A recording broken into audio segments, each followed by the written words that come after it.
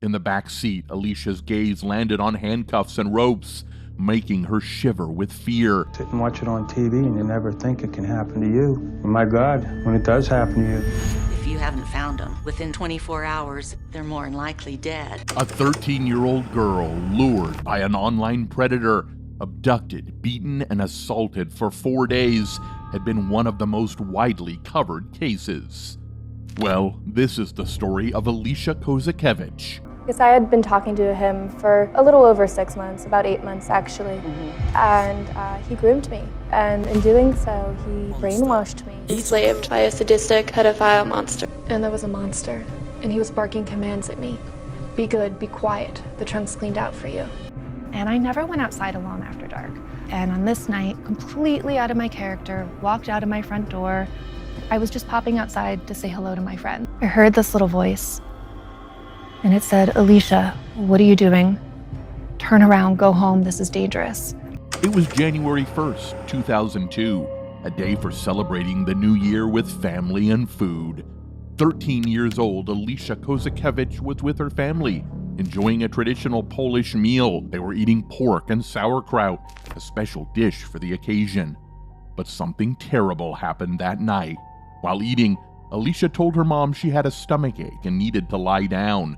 She went to her room, hoping to feel better soon. Can you guess what happened next? What we're about to share is deeply unsettling.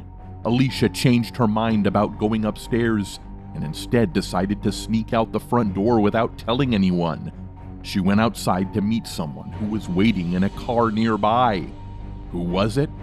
Alicia doesn't remember everything clearly, but she remembers hearing her name being called and suddenly finding herself sitting inside the man's car. The man's harsh orders rang loudly in her ears. Be good, be quiet. In the back seat, Alicia's gaze landed on handcuffs and ropes, making her shiver with fear. She instantly knew something was wrong. It was very late. The man drove her to Virginia and chained her in a house's basement. Alicia suffered terrible things from her captor, enduring violence and abuse. The room was pitch black at this time. Over the next 4 days, I was raped and beaten and tortured in that basement. According to her, she was chained to the floor next to his bed with a dog collar. Alicia was tortured, raped, and beaten for 4 days. He said, "This is going to be really hard for you. It's okay if you cry." He treated me like an animal, a dog. It was a terrifying experience that pushed her strength and resilience to the limit. Even though darkness surrounded her, Alicia held on to hope, knowing that surviving was her only choice. Her nightmare finally ended when the FBI stepped in, saving her from her tormentor just in time, moments before she thought her life would end brutally. He held me captive by a chain to my neck and a locked collar. I mean, let your worst nightmares come to your mind. But who was this man, and why did Alicia leave her house, leading to her becoming his victim? Almost a year before the abduction occurred, a sequence of events began to unfold. Alicia made a friend online who she believed was a boy her age. But was that the case? No. What she thought was a boy turned out to be a 38-year-old man named Scott Tyree from Herndon, Virginia. He groomed me, and in doing so, he brainwashed me. Both of them interacted in a Yahoo chat room. For nearly a year, Scott manipulated and groomed Alicia.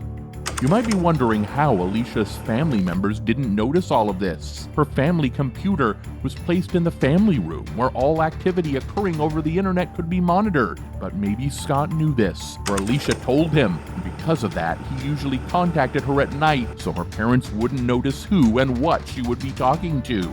This is how the innocent Alicia became Scott Tyree's victim. I am that 13-year-old girl who was lured by an internet predator. And the abduction took place on January 1st, 2002. But how was Alicia rescued? And what led the FBI to discover her whereabouts while she was held captive? And then I saw the most beautiful letters in the alphabet, FBI. As per Alicia, it was a miracle. Her terrifying experience became known when her captor, Scott Tyree, streamed her abuse online. Propped me up on a table, and he told me that this is going to be hard for you. It's okay, cry. He held me captive by a chain to my neck and a locked collar. And I mean, let your worst nightmares come to your mind. And I heard the door crash in. I could hear people breaking into this house at the end of a gun. And thinking that this is it. This is the moment I'm going to die. My tears wetting her fur, waiting for death, when I suddenly heard the loudest crash. Voices screaming, "We have guns, we have guns." And then I saw the most beautiful letters in the alphabet, FBI. A vigilant person who saw the distressing video recognized Alicia from a missing person poster issued by the National Center for Missing and Exploited Children. Afraid of what might happen, they anonymously contacted the authorities, including the FBI, from a payphone. With a Yahoo username provided by the tipster, the FBI quickly found Scott's location through his IP address, leading them to a townhouse in Herndon where Alicia was being held. When FBI agents entered the house on January 4th, 2002, I heard the door crash in. I could hear people breaking into this house and thinking that this is it. This is the moment I'm going to die. Alicia was scared at first, thinking they might be attackers sent by Scott, but thankfully, they rescued her. Scott was later caught at his workplace in Herndon, putting an end to Alicia's nightmare and ensuring her abductor faced justice. So what happened once Alicia was rescued? After Alicia was rescued, she was taken to a hospital for examination, then placed in the care of Fairfax County Child Protective Services. Sadly, the traumatic experience left her with PTSD and significant memory loss, making it hard to recall her life before the abduction. Whatever she went through, counseling has been crucial in her recovery. Not only did she face all of this, but some unsympathetic people even blamed her for whatever happened. And what about Scott Tyree? Well, in September 2003, Tyree was slapped with a hefty sentence of 19 years and 7 months in federal prison where he rightfully belonged. After years of confinement, he was released in February 2019 from the Federal Correctional Complex Butner, only to cause more trouble. Assigned to a halfway house in Pittsburgh, he became the center of protests. Rightfully so, due to his proximity to Alicia's family. Despite efforts by members of Congress, he remained nearby, stirring up fear and discomfort. But justice caught up with him again once more in October 2019, when he was thrown back behind bars for violating his parole by indulging in pornographic sites. Scott's brief taste of freedom was cut short, thankfully, but it wasn't until September 22nd, 2021, that he was released. What about Alicia? Where is she doing now?